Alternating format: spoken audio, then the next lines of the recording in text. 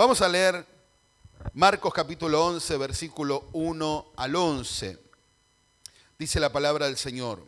Cuando se acercaban a Jerusalén junto a Betfagé y a Betania, frente al monte de los Olivos, Jesús envió 2 de sus discípulos y les dijo: id a la aldea que está enfrente de vosotros, y luego que entréis en ella, hallaréis un pollino atado en el cual ningún hombre ha montado. Desatadlo y traedlo. Y si alguien os dijere: ¿por qué hacéis esto?, decid que el Señor lo necesita y que luego lo devolverá. Fueron y hallaron el pollino atado afuera a la puerta, en el recodo del camino, y lo desataron. Y uno de los que estaban allí le dijeron: ¿qué hacéis desatando el pollino? Ellos entonces le dijeron como Jesús había mandado, y los dejaron. Y trajeron el pollino a Jesús, y echaron sobre él sus mantos, y se sentó sobre él. También muchos tendían sus mantos por el camino, y otros cortaban ramas de los árboles y las tendían por el camino. Y los que iban delante y los que venían detrás daban voces diciendo: Hosana, bendito el que viene en el nombre del Señor. Bendito el reino de nuestro padre David que viene. Hosana en las alturas. Y entró Jesús en Jerusalén y en el templo, y habiendo mirado alrededor todas las cosas, como ya anochecía, se fue a Betania con los 12. Amén. Señor, te pido que hoy hables a nuestro corazón, que sea nuestro corazón un corazón fértil, Señor, sensible para oír tu voz. Necesitamos, Señor, oírte esta mañana. Por favor, habla a nuestro corazón. Señor, que sea tu Espíritu Santo hoy mostrándonos tu verdad, tu carácter. Señor, te pido que sea tu presencia, Señor, de forma poderosa en nuestros corazones. Y que tengas misericordia de mí, me permitas, Señor, por tu gracia exponer con fidelidad tan preciosa y profunda palabra. En el nombre de Jesús, amén. Y amén. Gloria a Dios. Hermanos, como dije antes, el Señor, y leyendo el versículo 1, dice: cuando se acercaron a Jerusalén junto a Betfagé y a Betania frente al monte de los Olivos. Vemos que el Señor ya está preparado para su entrada a Jerusalén, ya está ahí con sus discípulos. Había, en el texto paralelo, sabemos que había ocurrido muy reciente la resurrección de Lázaro. Había una convulsión muy fuerte de seguidores y popularidad de Jesús. La gente impactada por las señales del Señor. Multitudes, hermanos. Lo primero que tenemos que decir es que multitudes. Amén. Multitudes. En este evento, lo vemos en los textos paralelos, multitudes iban delante y detrás del Señor. Multitudes, estamos hablando de miles y miles. Amén. En Jerusalén, esta semana es la semana en la que de distintos lugares los judíos se reunían en Jerusalén para celebrar las Pascuas. Había muchas personas viajando a Jerusalén. Podemos hablar de millones, por lo menos más de 1 millón, casi 2 millones de personas, seguramente, estadísticamente, se puede creer que había en Jerusalén en esa semana para las Pascuas.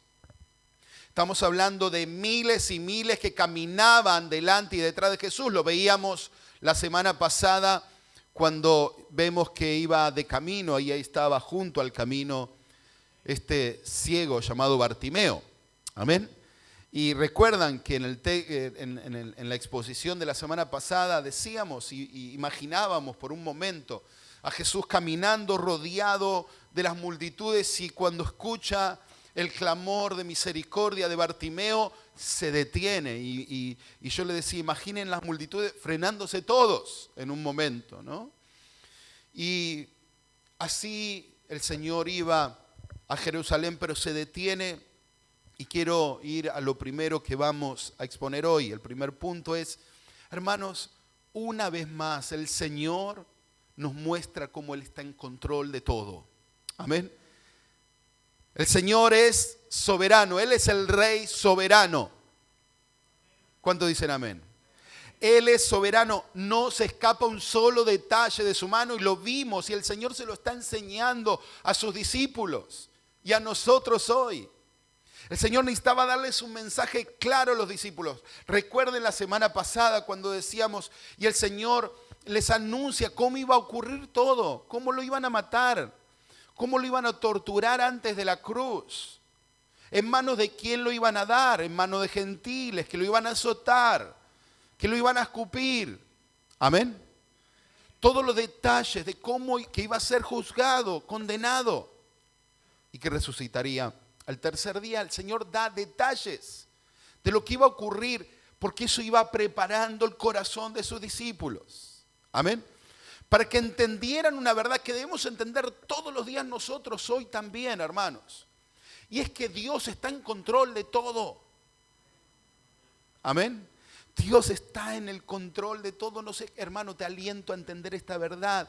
Nada de lo que pasa en tu vida escapó del control de Dios. Nada, absolutamente nada. Y cómo vemos en esta oportunidad cómo el Señor les da esta enseñanza a sus discípulos. Dice, cuando se acercaban a Jerusalén junto a Betfagé y a Betania, frente al monte de los Olivos, Jesús envió a 2 de sus discípulos y les dijo, id a la aldea que está enfrente de vosotros, y luego que entréis en ella, hallaréis un pollino atado en el cual ningún hombre ha montado. Desatadlo y traerlo. Y si alguien os dijere, ¿por qué hacéis esto? Deciden que el Señor lo necesita y que luego lo devolverá. Hermanos, noten esto. El Señor les dice a 2 de sus discípulos, miren, vayan a tal lugar, ahí van a encontrar un pollino de asna, un burrito, que nunca ningún hombre ha montado, va a estar atado ahí, ustedes desátenlo y tráiganlo. Y si alguien les pregunta qué están haciendo, díganle, el Señor lo necesita. Amén. Y vamos a encontrar aquí algunos detalles. Primero, es obvio, hermanos, que Dios está en control de detalles mínimos, de los más imperceptibles para nosotros. Está el Señor en control. Amén. Porque para los discípulos fue un impacto. Imaginen, yo imagino a estos 2 discípulos llegando y encontrando, como Jesús le dijo, en tal lugar, un pollino atado, que no era común, nadie dejaba, hermanos, hay que verlo en el contexto histórico. Nadie dejaba atado sus animales afuera.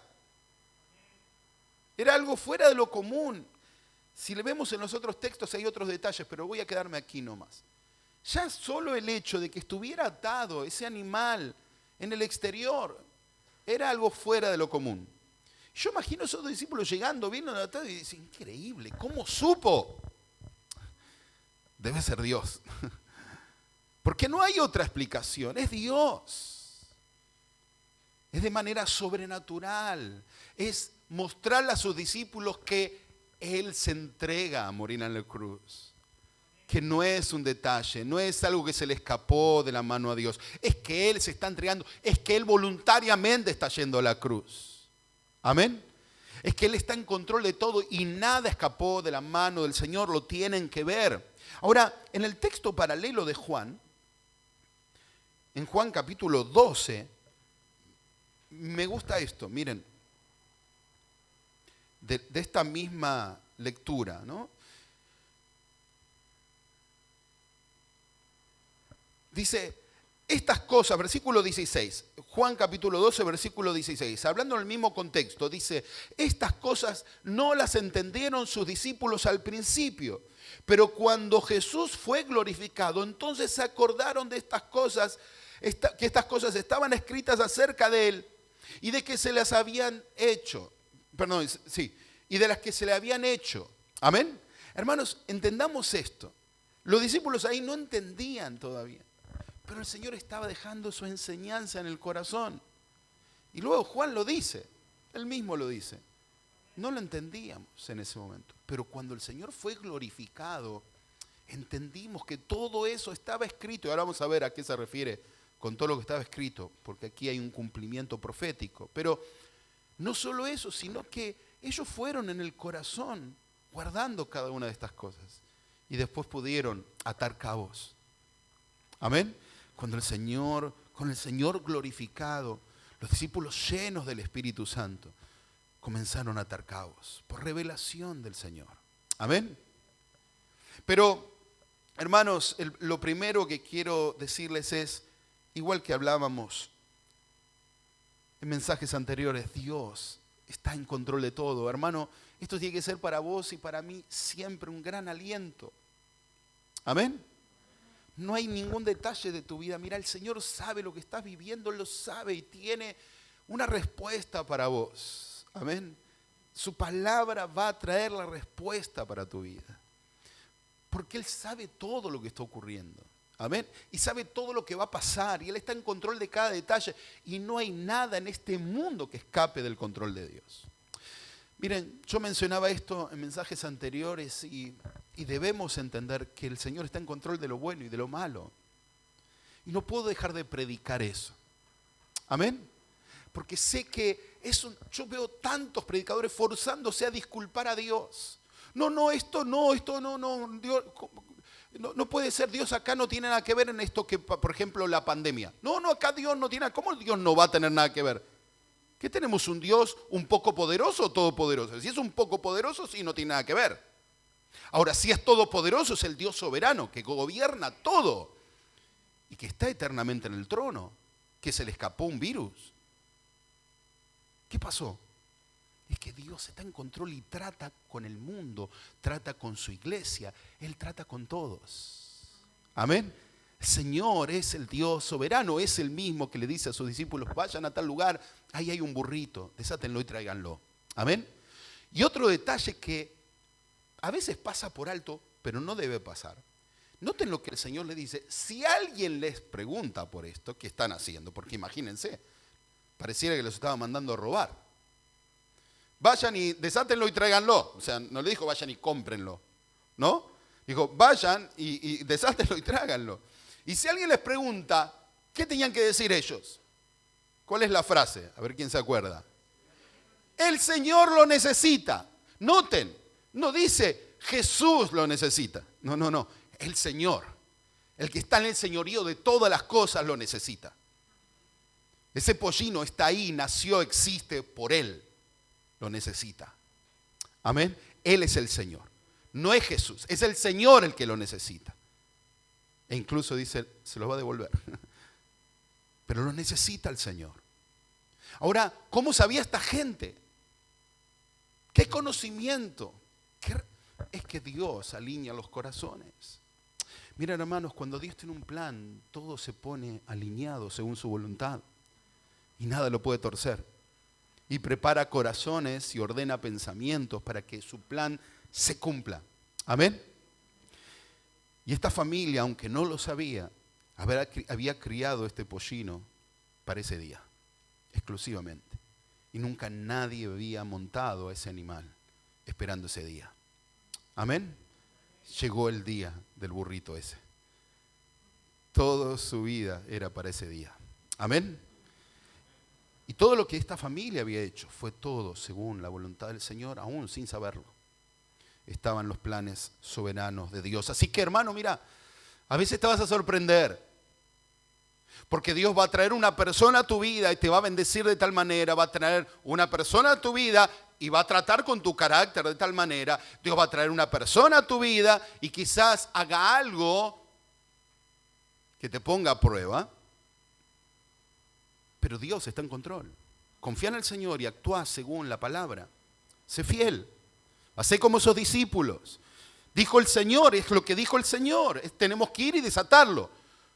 No podemos ir con temor. Vamos a hacer lo que dijo el Señor. Después veremos. Y cuando la gente los increpó, ¿qué están haciendo? Porque nosotros leemos en el mismo tono de voz, pero fue un grito. ¿Qué están haciendo con eso? ¿No? Cuando lo leía, me hacía acordar, con un amigo nos trepábamos a la medianera de un vecino ahí en la casa de un amigo, ahí en Mataderos, me acuerdo, y había una planta de quinotos. ¿Cuántos comieron quinotos? Porque los quinotos no se compran, se sacan de los árboles directamente, ¿no? Tampoco son ricos, pero era la sensación de comer algo que era gratis, ¿no? También. Pero bueno, y nos trepábamos todas las tardes en la medianera a comer quinotos, ¿no? Que igual no les recomiendo comer mucho, no está bueno, no hace bien. Pero bueno, no voy a contar las consecuencias, pero comíamos y hasta que un día escuchamos un grito que nos dejó, éramos chicos, ¿no? Que nos dejó helados. ¿Qué están haciendo? ¿No? Bueno, yo imagino que ese grito fue el que le dieron a esos 2 discípulos. ¿Qué están haciendo? Se están robando el animal. El Señor lo necesita. Dice ahí Marcos que hicieron lo que el Señor les dijo que tenían que hacer. Nada más, no es específico. Es claramente lo que el Señor dijo. O sea que le dijeron eso. El Señor lo necesita y los dejaron. Amén. Miren, hermanos, cuando Dios planeó algo para tu vida, no hay nada que lo pueda detener. Amén. No hay nada. Confía en el Señor. A veces, para nuestra mente, para nuestro entendimiento, para nuestra mirada temporal y terrenal, los planes de Dios a veces parecen locura. Pero si el Señor te lo dio en su palabra, sé fiel, hacelo. Amén. Dios te va a respaldar. Camina por fe. Amén. Dice el versículo 4, fueron y hallaron el pollino atado afuera a la puerta, en el recodo del camino, y lo desataron, y unos de los que estaban allí le dijeron: ¿qué hacéis desatando el pollino? Ellos entonces le dijeron como Jesús había mandado, y los dejaron. Y trajeron el pollino a Jesús y echaron sobre él sus mantos, y se sentó sobre él. También muchos tendían sus mantos por el camino, y otros cortaban ramas de los árboles y las tendían por el camino. Hasta ahí nomás. Hermanos, ¿por qué? Miren, tengamos algo en claro. ¿Qué esperaba? ¿Cuál era el Mesías que esperaba Israel? ¿Cómo lo imaginaban? ¿Qué es lo que esperaban que el rey de Israel, el que venía como rey de Israel, hiciera? Que los liberara del yugo romano y se sentara en el trono de Israel. Amén. Eso es lo que estas multitudes esperaban. La verdad es que uno espera de un rey que entre en un caballo con una espada, en un caballo blanco, resplandeciente, y corte la cabeza de todos los romanos en el camino y se siente en el trono de Israel. Eso es lo que esperaban ahí. Ahora, ¿por qué un pollino? ¿Por qué un burrito? ¿Por qué un hijo de asna? ¿Por qué un animal de ese calibre? ¿Por qué? Yo creo que los discípulos se lo preguntarían también. ¿Por qué? Y es lo que Juan dice. No entendían todavía esto, pero luego, con el Señor glorificado, se le abrieron las Escrituras y pudieron traer a memoria Zacarías, capítulo 9, versículo 9. De hecho, en Mateo dice, todo esto, Mateo capítulo 21, versículo 4, es el texto paralelo de esta lectura que estamos haciendo en Marcos. Mateo 21, 4 dice, todo esto aconteció para que se cumpliese lo dicho por el profeta cuando dijo: decid a la hija de Sión, he aquí tu rey viene a ti, manso y sentado sobre un asna, sobre un pollino, hijo de animal de carga. Hermanos, vamos a leer Zacarías 9:9, es ese mismo texto. Dice: alégrate mucho, hija de Sión, da voces de júbilo, hija de Jerusalén. He aquí tu rey vendrá a ti, justo y salvador, humilde, y cabalgando sobre un asno, sobre un pollino, hijo de asna. Amén. Hermanos, 500 años antes aproximadamente, escribe Zacarías, da esta profecía Zacarías. 500 años antes del nacimiento de Jesús fue profetizado cómo iba a entrar el Señor a Jerusalén. Amén. Pero no solo cómo iba a entrar, todo lo que iba a pasar alrededor. Es perfecto en detalle este texto. Vuelvo a leerlo. Alégrate mucho, hija de Sión, da voces de júbilo, hija de Jerusalén. He aquí tu rey vendrá a ti, justo y salvador, humilde y cabalgando sobre un asno, sobre un pollino, hijo de asna. 530 años después, Jesús entra a Jerusalén como el profeta había anunciado. Amén. Y una vez más, eso nos hace entender con total claridad una verdad, hermanos, que nos debe abrazar cada día de toda nuestra existencia en este mundo, porque después en la eternidad lo vamos a tener totalmente claro. Pero mientras caminamos en esta tierra, cada día debemos saber que el Señor está en control y que Él deliberadamente y voluntariamente fue a la cruz por vos y por mí. No lo crucificaron los romanos, ni los sacerdotes judíos, ni fue una cuestión fortuita. Fue el Señor que dio su vida.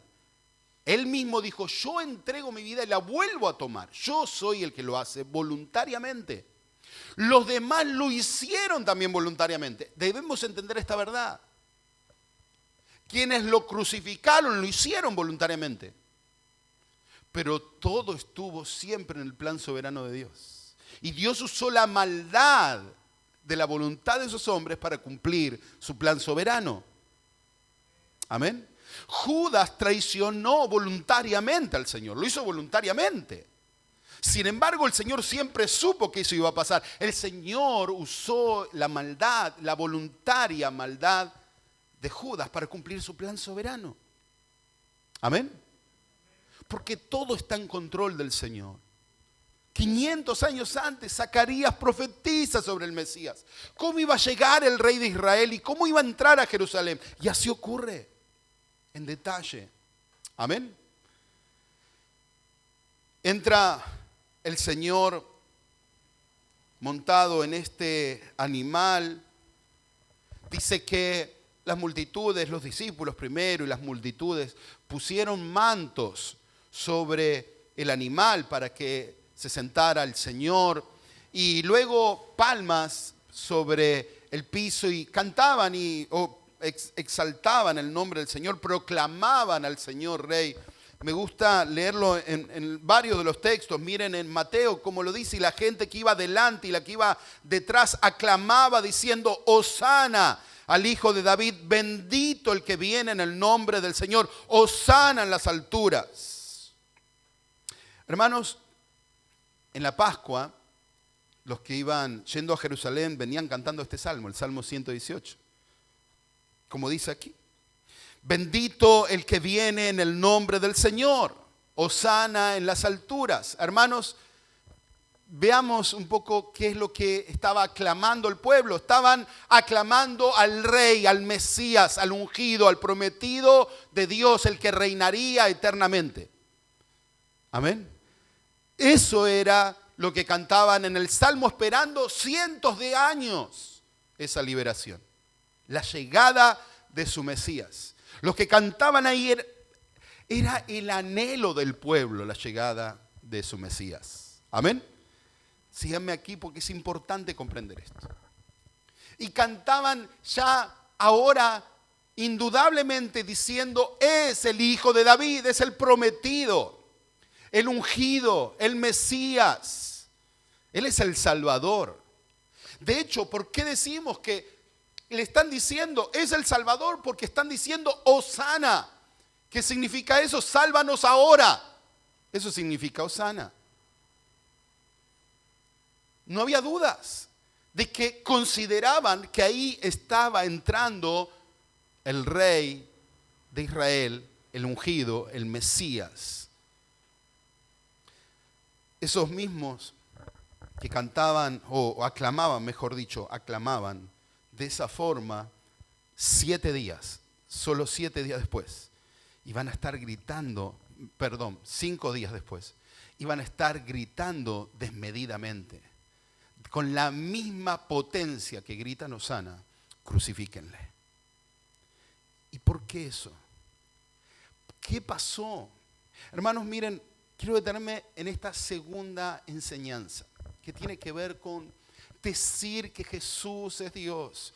No es decir que Jesús es mi Señor. Decir que Jesús es el Rey, cantarle a Jesús, ir a una iglesia, decir que uno es evangélico, no es que el Señor es tu Señor. Que el Señor es tu Señor se vive en el corazón. Amén. Eso está en el corazón. Esas personas, y es lo que hoy comentamos en el estudio bíblico, esas personas tenían su idea del Mesías, que no era la idea de Dios del Mesías. Un Mesías como el que ellos querían no es el Mesías humilde que iba a dar su vida en rescate por muchos. No era ese rey que venía a hacerse siervo. Era un rey, era un rey que venía a Jerusalén a entregar su vida y a morir. Y no era el rey que ellos esperaban. Y como muchas veces, y hoy contaba una anécdota, y mucha gente te dice, no, ese no es el Dios que yo creo. No, muy bien, entonces no crees en el Dios de la Biblia. Pero se los había anunciado la Biblia. Era claro el anuncio y no lo podían ver. Hermanos, hoy corremos el riesgo, muchas iglesias, de emocionalmente vivir una experiencia en la que aclamamos a Jesús, pero Jesús no es nuestro Señor. Es un riesgo ese, porque eso es la vida del creyente rindiéndose al Señor en su voluntad. Voy a resumirlo de esta forma. Esas personas querían que Jesús fuera el rey según su propia voluntad y no la voluntad de Jesús.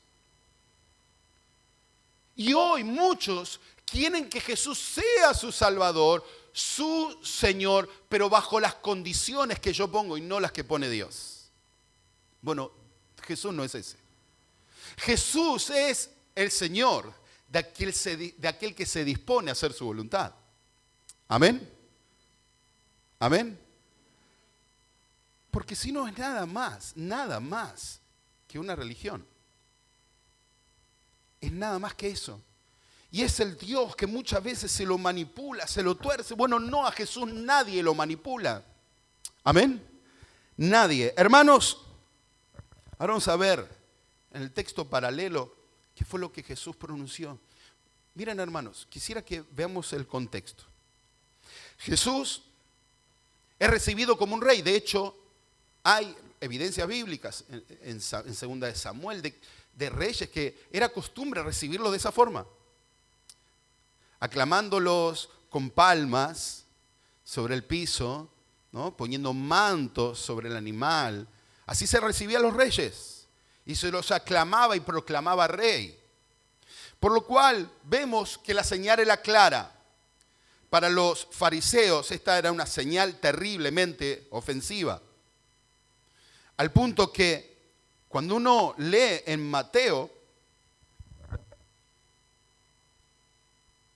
en Juan, en el Evangelio de Juan,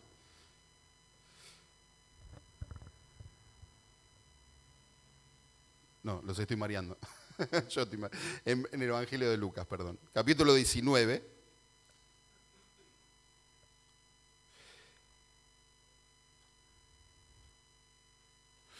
Versículo 38 dice, bendito el que viene en el nombre del Señor, paz en el cielo, gloria en las alturas.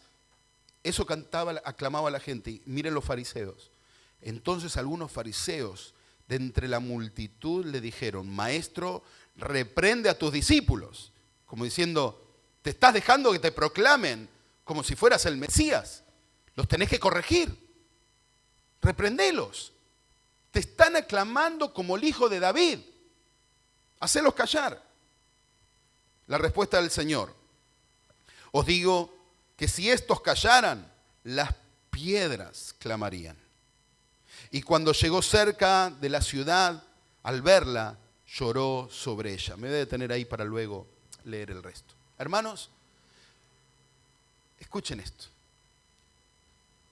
Nos va a ayudar a entender lo tercero. ¿Cómo es la naturaleza del reino del Señor? Les pregunto, ¿contaba el Señor en ese momento? Y no hablo de poder sobrenatural, que es evidente, sino terrenal. ¿No contaba con mucho poder como para poder tomar el gobierno? Miles y miles en medio de las Pascuas en Jerusalén, clamando, Hosana al Hijo de David. Era solo una orden. Una orden. Y insisto, no a los ángeles, a los que estaban ahí. Tomemos el gobierno. Saquemos a los romanos. Era lo que la gente quería. Se hubiera iniciado una guerra civil impresionante. En un segundo. No fue lo que Jesús planeó. De ninguna forma. De ninguna forma. Ahora noten, Jesús se lo dice a los fariseos, esto ya no se puede contener. Ya no se puede contener. Si ellos se callaran, las piedras clamarían que aquí está el Mesías. Ya nada puede detener esa verdad. Hermanos, y esa verdad no se pudo detener más. Hasta el día de hoy. Y va a ser así hasta el día del Señor. Aunque todos nos calláramos, el Señor va a hacer que su nombre sea aclamado. Amén. El nombre del Señor nunca va a dejar de ser proclamado en la tierra. Él es el que lo hace. Hermanos, aprovecho de dejar aquí una enseñanza para aplicar para nosotros como iglesia. Hermanos, miren, el Señor tiene como instrumento la iglesia y Él escogió la iglesia como instrumento para la predicación del Evangelio. Amén. Pero este texto nos debe poner en el lugar correcto, en lugar de humildad. Es un privilegio predicar el Evangelio. Es un privilegio. No es un favor que le hacemos a Dios, ni un favor que le hacemos a la iglesia, ni un favor que le hacemos a los hermanos, a la iglesia local o a los pastores. No, cuidado. Predicar el Evangelio es un privilegio. Porque el Señor puede hacer que las piedras lo hagan. Puede hacer que las piedras clamen su nombre. Pero eligió la iglesia. Amén. Te eligió a vos y me eligió a mí. Es un privilegio. No calles. Proclama el nombre del Rey de Reyes. Amén. Por último, hermanos,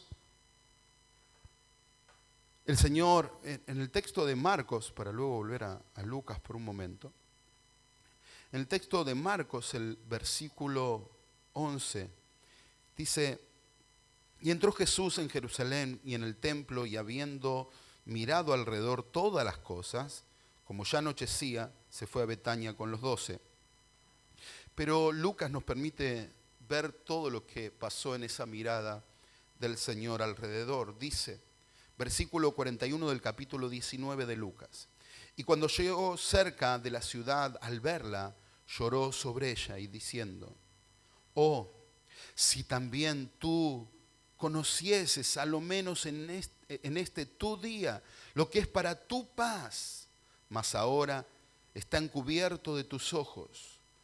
Porque vendrán días sobre ti cuando tus enemigos te rodearán con vallado y te sitiarán, y por todas partes te estrecharán y te derribarán a tierra y a tus hijos dentro de ti, y no dejarán en ti piedra sobre piedra, por cuanto no conociste el tiempo de tu visitación.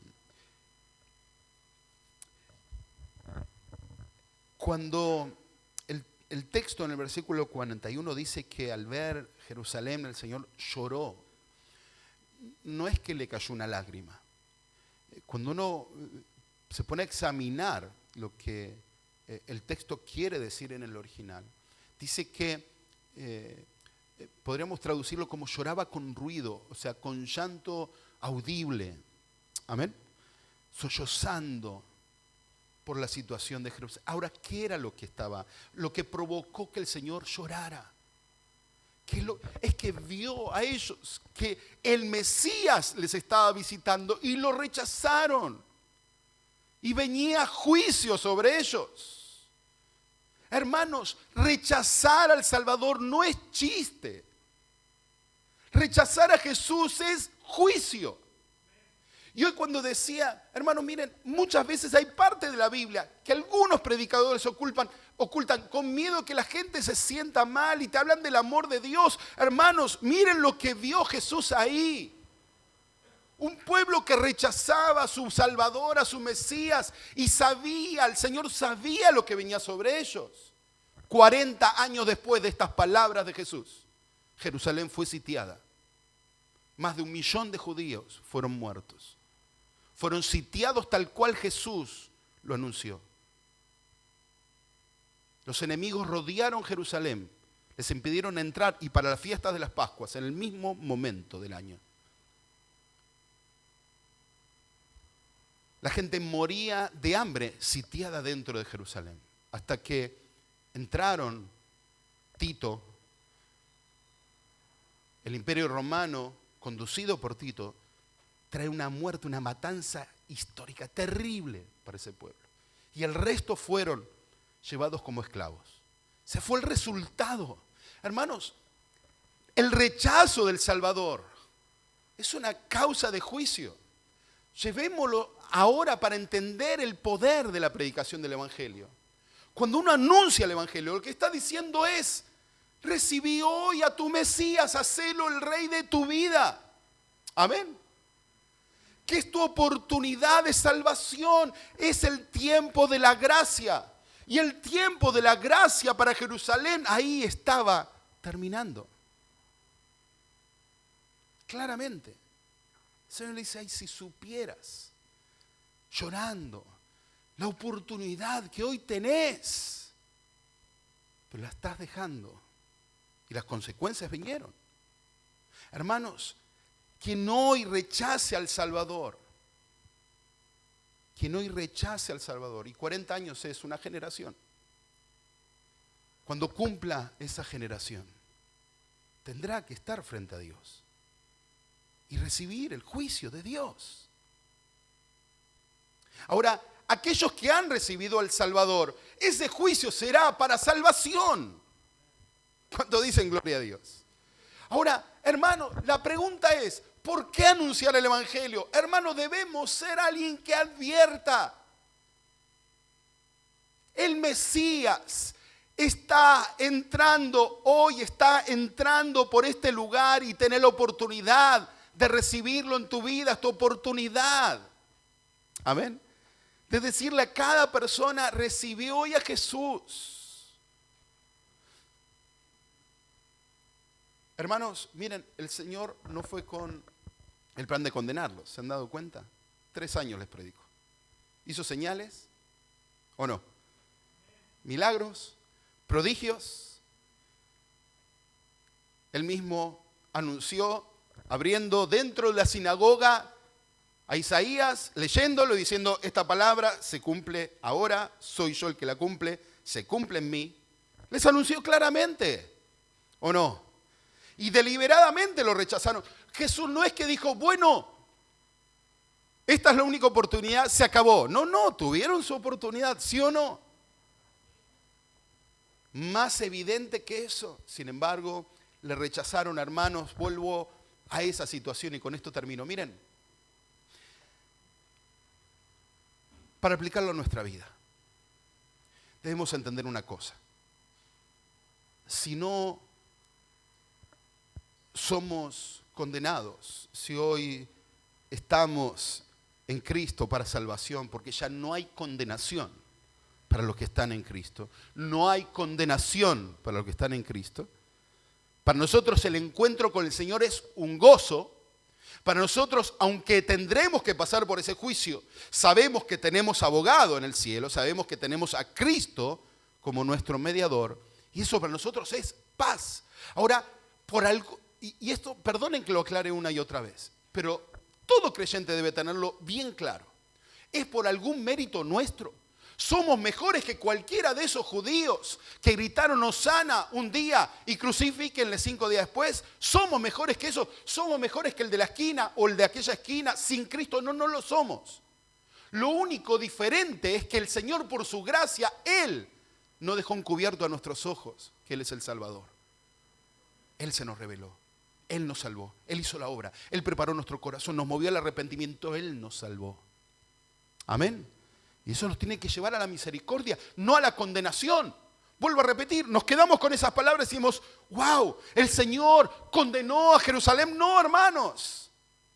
El Señor vino a mostrar su amor, se entregó por ellos. Y ellos le rechazaron. Hermanos, tenemos que entender esto.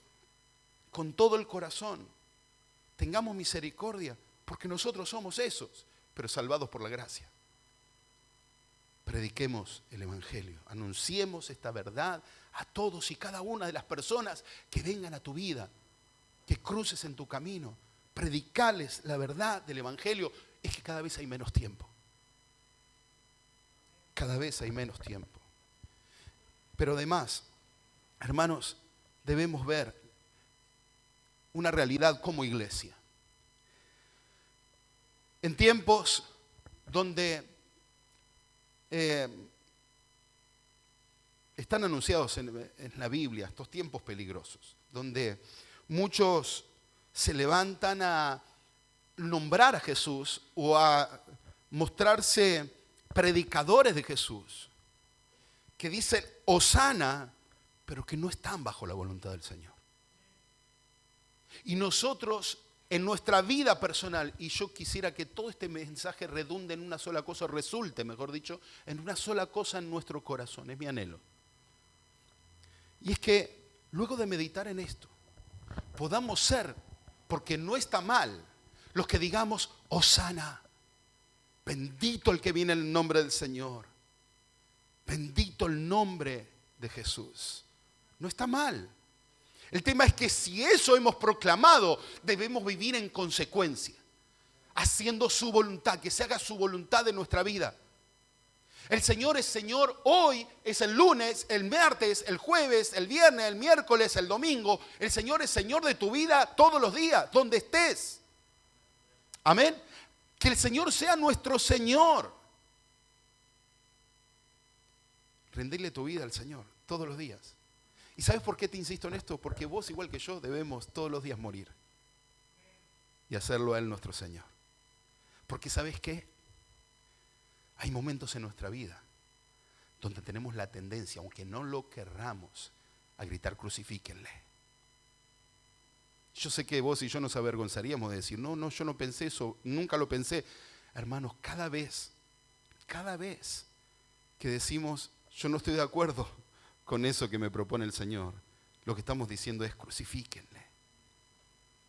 Dejó de ser el Señor y el Rey para ser alguien que debe ser crucificado, aunque no lo digamos así.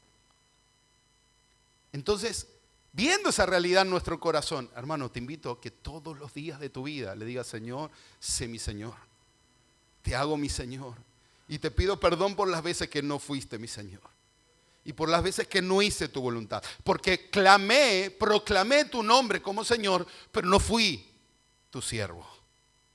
Amén. Hermano, hermana, hagámonos siervos del Señor. Esclavos del Señor. Que Él sea nuestro Señor. Yo sé que hay palabras que las repetimos tanto, que a veces pareciera que carecen de profundidad, ¿no? Señor, lo usamos tanto. Hermano, Señor es Señor de todo. Es que querés que haga, Señor. Y lo que vos digas voy a hacer.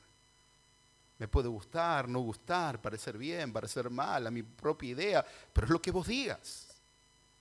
Amén. Es lo que vos digas. No lo que yo diga, es lo que vos digas. Si en algún momento gritamos Hosana, pero sabemos que nuestro corazón en algún momento dijo o fue infiel al señorío del Cristo, hermanos, no dudemos en venir a sus pies en arrepentimiento. Vamos a encontrar perdón. Somos hijos. Amén. Por su gracia. Somos hijos. Él nos va a perdonar. Él nos va a limpiar. Pero no permanezca fuera de su señorío. Vos y yo no estamos diseñados en esta nueva vida en Cristo para vivir fuera de su señorío. No lo vamos a pasar bien, hermanos. Nada va a resultar bien. El Señor nos dio una nueva naturaleza en Cristo. Y para vivir en plenitud debemos estar sometidos a Él. Amén. Vivamos bajo su señorío. Te invito a estar de pie.